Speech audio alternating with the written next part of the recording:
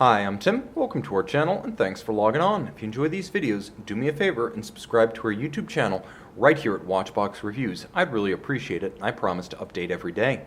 If you like this watch, you can purchase it on our website, thewatchbox.com. Today we are discussing one of the coolest Omega Speedmaster debuts of 2017.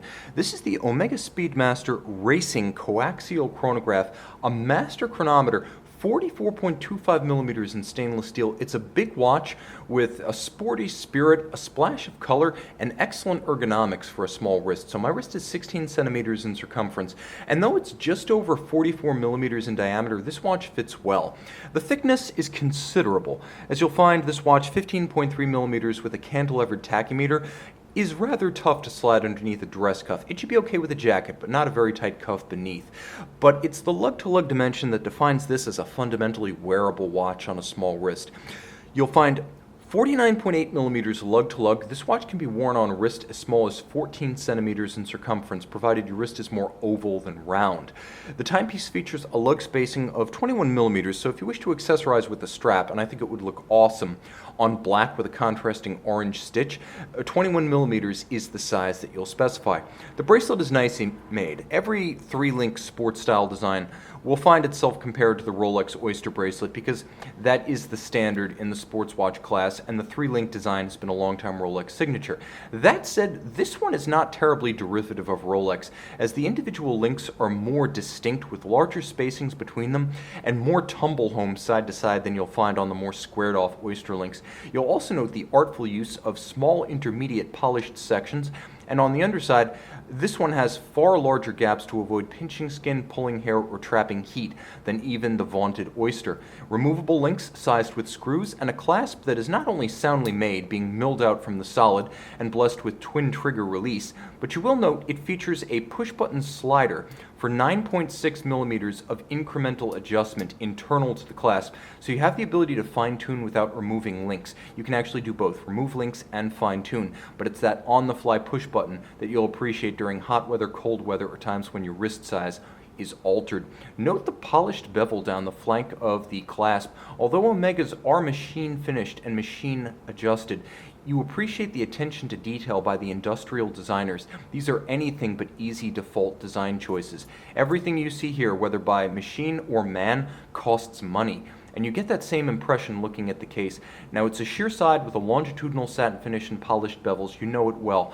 You'll also note the sheer guards. The asymmetrical flare of the crown side is familiar from the Moonwatch, as it's designed to protect the pushers and crown.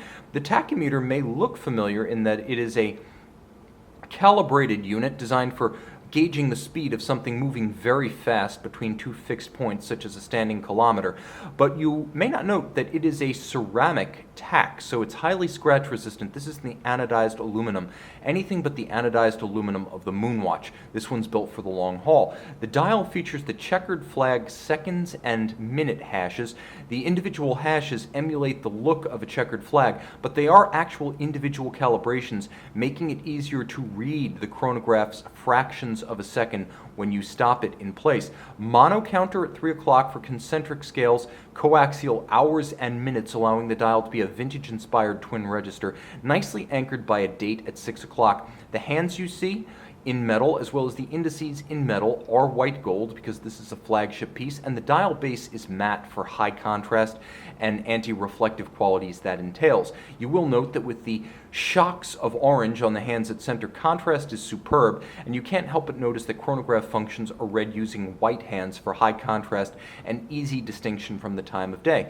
Turn it all over and you can see why this is called a master chronometer. It's the Maytas certified Omega exclusive automatic 9900, so 9900.